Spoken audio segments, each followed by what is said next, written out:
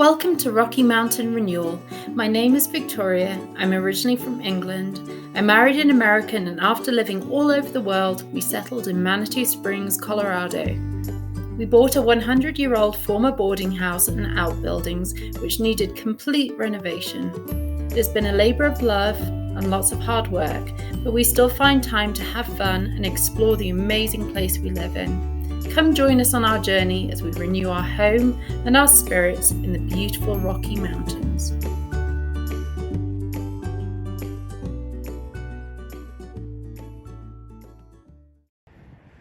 Good morning. You all know Victoria. I don't think you know me very much, but she asked us to do a quick video. We're just going to have a quick little hike this morning in one of the many trails around Manitou Springs. This one's called the Intiman Trail. Intiman Trail, there's the trailhead. You say hi. Hi, girls. So it's just a quick little trail. It's only about a mile, but up in the foothills above Manitou Springs. Gives a nice view. There's a lot of trails coming off. You can do a lot of other nice hikes too, but just a little quick one this morning. It's a beautiful December day, nice and sunny, blue skies, not too cold. It's only about 35. The mountain behind us is Red Mountain. Yep. So we show you Red Mountain as we walk by. This Iron Mountain's behind us. You can climb that one too. We're just gonna have a nice little jaunt along Intiman, and we'll take you along for the ride. So hang tight. Let's go.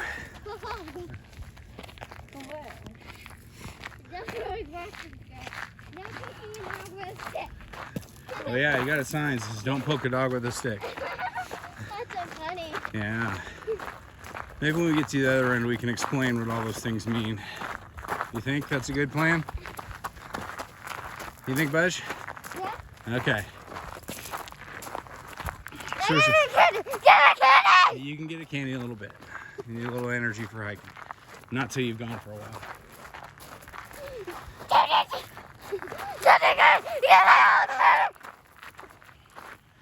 Okay, so there's a huge network of trails all around the area.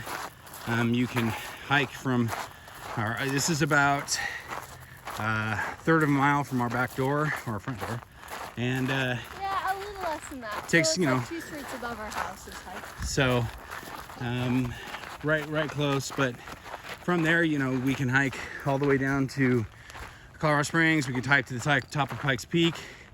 I'll show you all that as we go. And you can see, so there's Red Mountain. That's just off, there's a trail that leads off of Intiman to get to the top of Red Mountain. There used to be a little building up there. Yep. You can see the foundations. They had a dance hall at the top of Red Mountain back in the 20s. And I don't know if you, Mom showed you the cog yet, but that's the train that runs at Pikes Peak.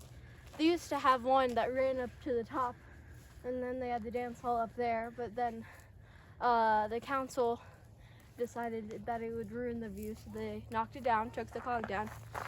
So now the only currently cog that's going to work soon is the one that goes up Pikes Peak. All right, and you can see there's a nice shot of the Garden of the Gods, those The rock big red formations, rocks over there. and the park over there.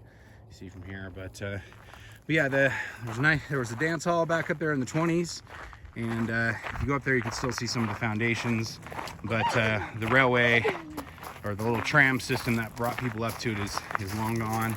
Just a few remnants of foundations and piers and things, but the actual tram is over there. So we'll carry on. It's a pretty flat hike. You know, one thing people when we get visitors, you got to remember is that you are at reasonably high elevation when you get here. Manitou is about 6,500 feet. We're up another couple hundred from that, so you know, if you're not used to altitude, it'll take you a minute to get used to it. Typically people don't have a lot of problems when they're at this level, but when you get up to the top of Pikes, oh yeah, we've already got some ornaments up on the tree here. Up on them. So yeah, And you can see Red Mountain a little bit better here. at Denver Airport, the airport when I flew off, and they actually sell oxygen because of Yep. because of the high altitude. People seem to get dizzy. We even rides with a few of our family members here from sea level and they all get well, it just is the high elevation sort of messes with you, and that really helps, especially on Pikes Peak. They fell off of it at the top. That's a lot higher. Pikes Peak is one of the taller. Let's see if we can pick it up on the camera. You see a nice bit of the moon there as it's heading down over the edge of the mountain. And yeah, so people, if you're not used to it, you don't do it. We made the mistake of taking. We took Well, people want to go up to the top of Pikes Peak when they come visit, and the first thing. But yeah, it takes about 2 or 3 days. Pikes Peak is over 14,000 feet, so you do definitely feel the lack of oxygen if you're at the top there. And so what happens is we need to, in order to, we should probably wait about 3 days of just being here before. Okay, so just a quick one here too. Over there, you can maybe see across the highway there. That's the cliff dwellings. So those are some ancient, I believe, Anasazi. I'm sorry. They were actually originally moved from a different location in Colorado. So that is not their original location, but is the closest thing they could possibly base it off of. Yes. So they were moved by some parties back in, I believe it was the 20s or the teens. 19 teens, I guess I gotta say now, due to I think they were under threat in their original location. Obviously there's partially a tourist attraction piece, but they essentially dismantled them and then rebuilt them in situ here in the cave area. And then over there you can see what is called the Cave of the Winds, that canyon there. It's a huge cave system that goes underground. Yes. It originally opened also around that time, but a lot smaller passageways than what they have now. But there are you can visit the Cave of the Winds. You can walk through the caves. You have tours. It's a nice place to visit on a hot summer's day and then a cold winter's day because it pretty much stays the same temperature all year round. So it's warm in the winter. Let's carry on. Oh, and we're doing some art here. Got some artwork. Good job, Buzz. All right, let's carry on. Hey, there's the pigeons on the telephone. Yeah, they like staying up there. The pigeons don't like it.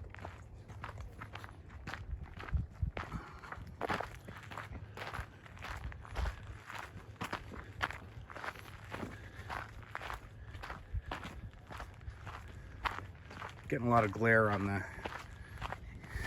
screen here, so my apologies if I'm not the best camera man in the world.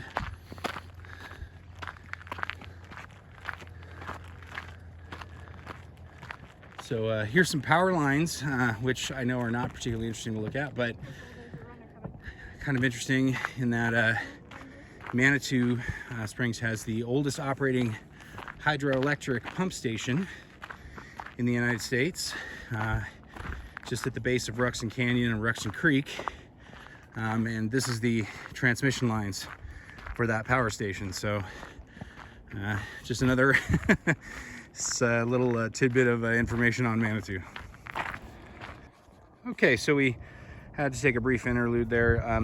Innsbruck's quite a popular trail, and you can see it's very close to town, so there's quite a few people up here, and so I'm not recording people unless they want to be recorded, but this will give you a good view of kind of the town of Manitou at a little bit of a elevation. You see a lot of the historical homes. There's over on the outskirts, and then we'll just kind of scan through and show you the town, sort of nestled down in this little valley here. Our house is basically directly in front of you. You can see the church. If you look at the steeple there and come directly back, you'll see a big tree. That's where we live. So that's how close we are essentially to our house. And you can see a lot of the other, the Cliff House Hotel and a lot of the other, kind of major buildings in the town. I'm sure Victoria's kind of talked to you about some of those, and it extends up that way up to Ruxton Canyon, which we'll get to in just a minute. So let's go ahead and carry on, and we'll keep chatting, but just wanted to give you a little view of what it's like to have a nice hike out here in the morning in Colorado and Manatee Springs. So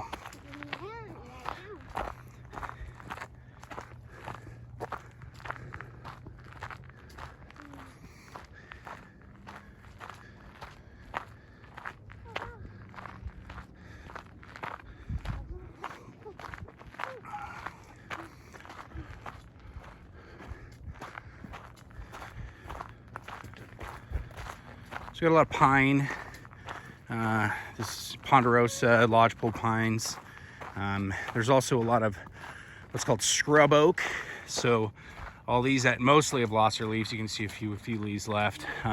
That's all scrub oak. They have tiny little acorns. It's more like a bush than a tree. They don't get very tall, but they do tend to fill in the landscape around here. See a lot of the work that volunteers do to keep the trail going. So we get a lot of heavy rainfall. You'll see this erosion.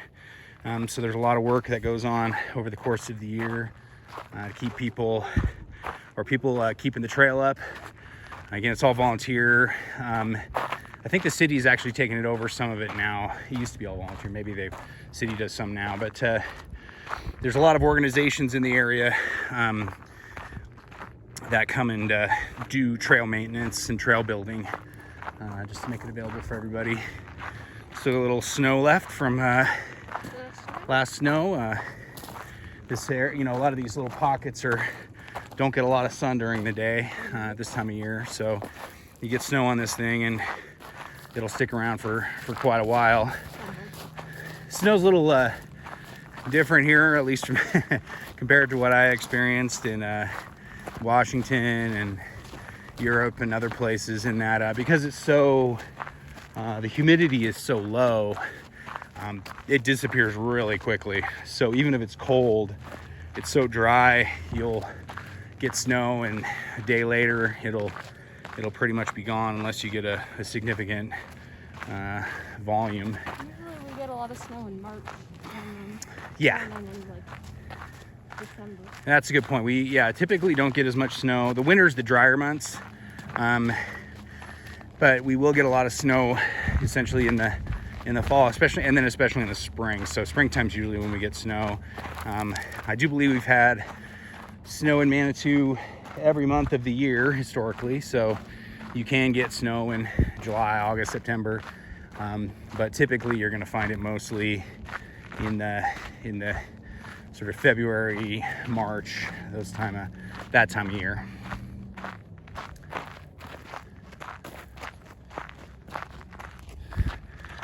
How you doing back there, Budge? Good. Got your walking stick? Yeah. Great. Got some good hikers in this family. These two, they're pretty used to it by now, and I've got my good buddies when we go camping and hiking and fishing, which is when we're not spending all of our time trying to renovate the house. That's typically what we'd like to go do for fun, is go do a little bit of camping, a little bit of fishing. You probably know already, but that's the incline. Okay. You might be kind of hard to hear with your mask on. Let's get a better shot of it when we get over to that resting spot. Yeah. And we'll talk about the incline and the cog and pikes. Oh, Holly, you okay? You all right? Why don't you go back and grab her hand so Why are you she wearing your doesn't... sneakers, huh? Well, no, she's okay. She's just worried about slipping on the gravel. You got it? Okay. Good job, guys. Just watch yourself on the gravel. Yeah, this is all... So soil here is mostly, I believe, called desiccated granite, is a lot of it. That's why it's so red. It's Pikes Peak granite. But it's very sandy. Lots of granite. Yeah, it's not a place you're gonna come and grow a bunch of vegetables unless you bring in a bunch of topsoil. It's kind of high desert soil and vegetation. But I really love the juxtaposition of, like on a day like today, where you get that blue sky, the red of the rocks, and the green of the vegetation, And then when it snows and you get all, get 4, it's pretty beautiful. And I'll hike this often, at least a couple times a week, and it never gets old, to be honest. Although there's a lot of other places to go around here as well. One technique to deal with the granite is just run, I guess. That seems to be the girls' preferred approach. The hill's really steep. Yeah, you can get a little bit of a steep slope with the gravel there. So yeah, if you don't have good traction, you can fall. But we just passed a bunch of hikers again, so I went ahead and shut it down. But that was the trailhead to Red Mountain, so that's to go up to Red Mountain. I'm sure Victoria will probably tell you some of the lore behind Red Mountain, Emma Crawford, and some of the other stories about Manitou, so we'll save that for another time. But if you wanted to hike to the top of Red Mountain, that's certainly where you go to hit the trailhead. We go up there a fair amount, and that's where we tend to go looking for owls in our night hikes, Viola and I. But this is a squirrel riding. We need to do a squirrel hike, don't we? Yeah, to see squirrels. I agree. We should do that. We did find a big great horned owl. We saw one, heard the other. Yeah. So there's a pair, mating pair, I believe, that live up in the canyon back there. And if you're here before dawn, you can hear them calling back and forth. And so we made a little trip to go find them, and we did find one of them. Got to see that up pretty close, about 10 feet away, which was kind of a special thing for Viola, who's the owl aficionado in the family. And yeah, it's just this is just a really nice hike. It's pretty flat, as you can see. There's a little bit of a climb to get up to it, but once you're on it, it's fairly flat and relaxing. And again, in the winter, it's not too busy. Summertime, it's a little bit more. You want me to hold your stick? Yes. Okay, I'll hold your stick. All right. You gonna walk up there with sisters?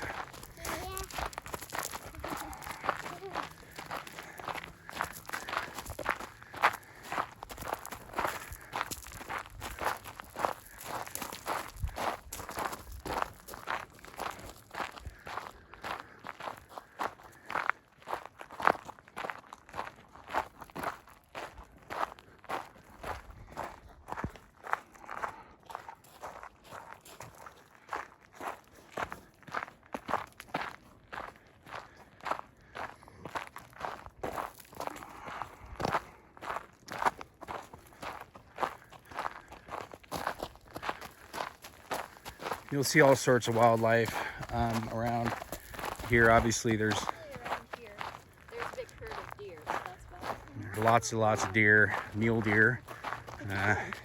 Mule deer you can usually identify. They're bigger than most of the other North American deer. They've got big ears, which kind of gives them I believe, the name. There's also, we've seen a bobcat. We've seen bear. raccoon. We've seen lots of raccoons, yeah. Lots. They're all over the place. There are moose, Yeah, there's and a moose on the highway the other day. mountain lion that you'll get up here. We've not seen a mountain lion. People don't usually see them. They're pretty good at hiding. And the moose are fairly rare down this far, though you do get them on occasion, and some elk as well, although only on occasion. Usually the moose and the elk tend to stay a bit further up the mountain, but they do make their way down here once in a while. We had a moose who was, she decided to come down, and she was there's a pond in a downtown park in front of the swimming pool, and she decided she was going to take a bath in there for a while, so she hung out there for a bit. That's where the beaver is, isn't it? Yeah, they relocated her. Have you never seen a moose? They're very large. And then, A few wild turkeys as well. yep, lots of wild turkey. They just Lots. walk around town. There's a beaver down at that pond as well. So yeah, all sorts of fun creatures. And I'm trying to get Helena, who's the squirrel aficionado, to talk to you about the different kinds of squirrels we have in Manitou. We have a unique black squirrel, which I've never seen anywhere else. But we'll see if we can cajole her into doing that. It may take a few candies to get her to do that. So we'll see, try and do that someday. Yeah, it's sunny, not too cold, not a lot of wind. Just about a perfect day for a hike in the winter. Yeah, we are expecting snow next week though. We'll get a little snow, yeah. So as we're winding our way around, we're gonna come into what's called Waldo Canyon, or Ruxton Canyon. Waldo Canyon's the one over there, and you can see along that ridge there, the absence of any trees. There was a huge fire, the Waldo Canyon fire. That was, it was before we moved here, but that was a significant fire. It came behind that ridge all the way down towards Colorado Springs. It burned, I believe, a couple hundred homes. It was probably the biggest one they've had this close to Colorado Springs into Manitou. Manitou got evacuated 3 times. It was a long time ago, Bush.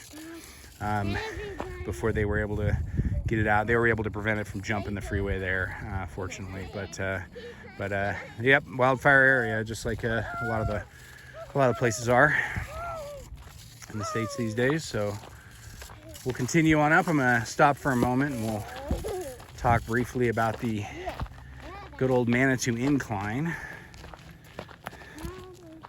and Ruxton Canyon.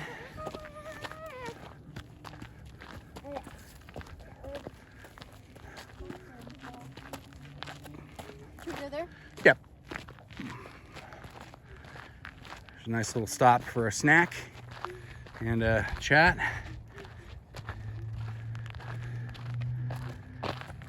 This is dedicated to Jim Gilliam, who was a big part of building the Inchmont Trail. You sit right here. We will have a treat here in a minute. So just wanted to talk briefly about the Manitou Incline, which is fairly famous climb up. I forget, I'll have to do the numbers later. However many thousand steps.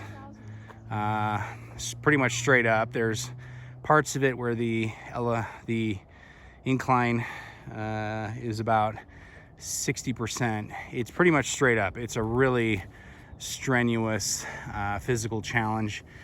That's not the top, actually. That's a false peak. You go up another about a third after that. There's, people come from a lot of different places to come do the incline. It's the old an old cog railway. So there was another railway that went up to the top of that.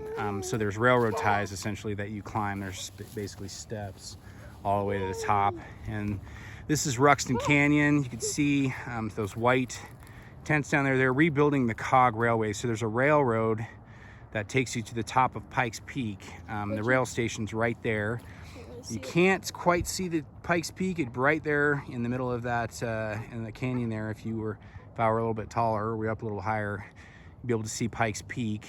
And you can also see those 2 stones there, stone formations. That's Gog and Magog are their names. And they're just another feature of Ruxton Canyons. There's a big creek that runs down from Pikes Peak to in Ruxton Canyon and down through the town of Manitou.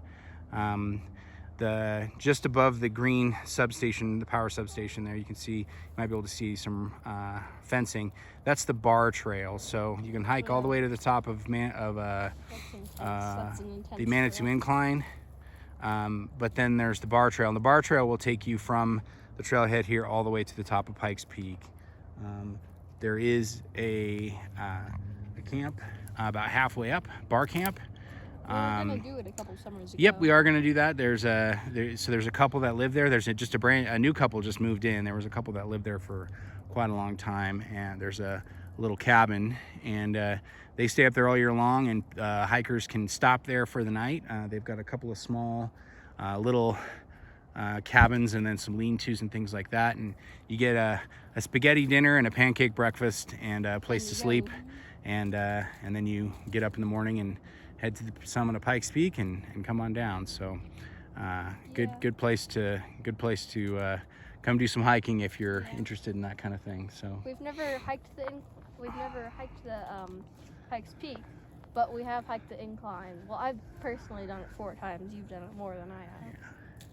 It's a interesting thing to do, in my opinion. One time, it's not my. It's very. It's not a fitness trail. It's not. Well, it's a fitness thing. It's not necessarily an enjoyable hike, in my opinion. But I'm sure others disagree. I much prefer going places instead of going straight up and staring at my feet as I'm trying not to keel over from the exertion. So. Anyway, let's head on down, and we'll continue our hike to the end. Oh, we do need a stop for a treat here, so I'll put on pause for a sec. Carry on down.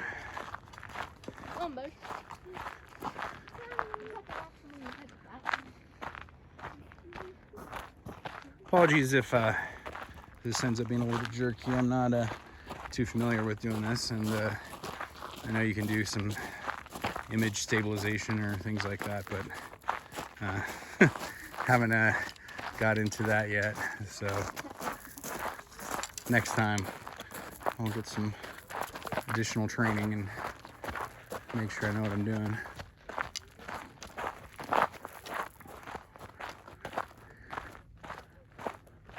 So much of that Pikes Peak granite with some lichen. So this whole, basically the whole thing is one big giant piece of, well, not one, just granite, but it's just rock.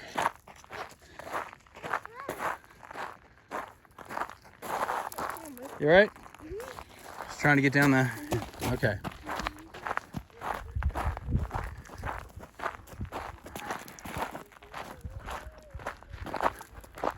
So now we're descending into what'll be Ruxton Canyon, and we'll get to Ruxton Avenue, where Intamin Trail ends. You can cross the street, and then, like I said, you can hook up with the Manitou Incline or the Bar Trail, and we'll take you on a hike, maybe the other direction sometime, where you can go up Iron Mountain, and then you can continue on. But again, we have trailheads around here that can take you pretty much all the way to the top of Pikes Peak, all the way around Pikes Peak. All the way to the other side of Colorado. Yeah, there's miles and miles and miles and miles and miles of hiking around here, which is obviously one of the attractions. This is a nice one to do with the kiddos, just because one, don't have to drive anywhere, just walk out the back door and you're there in a couple minutes, and it's also not too far and not too steep. They're definitely getting bigger now where they can handle a bit more, but some of us have short little leggies, so we try not to push too hard, otherwise I end up having to carry. Is you okay? She's a little... You can help her out if she's feeling a little bit worried about the gravel.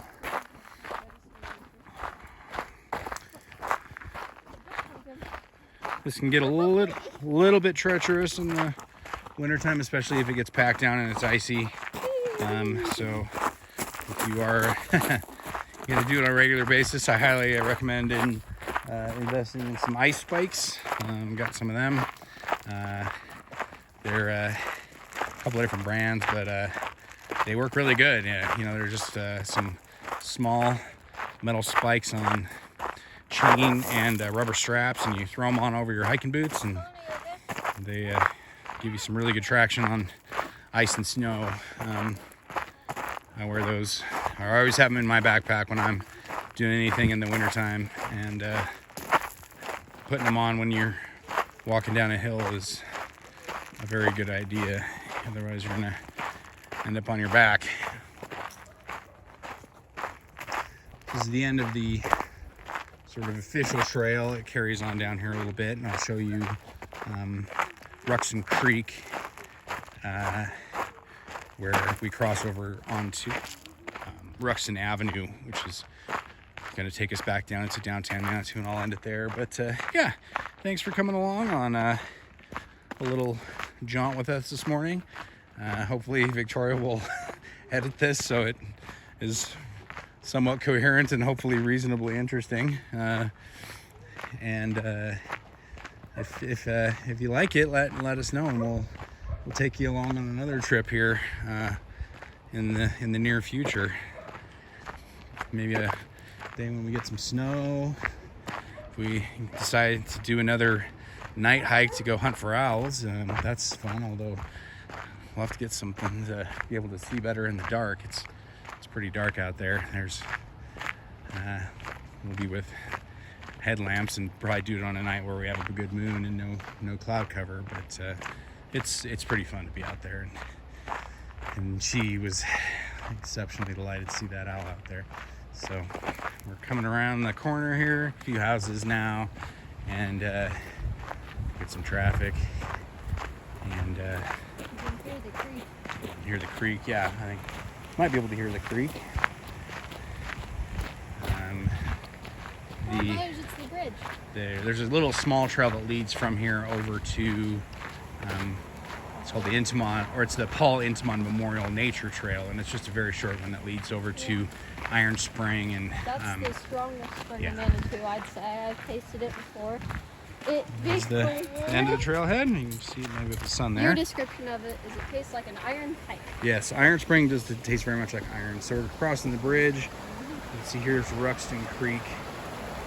Goes down from Pike Peak. Obviously, it's been a little bit cold here. We got a lot of ice on it right now. Yeah, we thanks again for taking the trip with us, and we'll talk to y'all soon. Say goodbye, guys. Bye! Say bye, Buzz. Bye.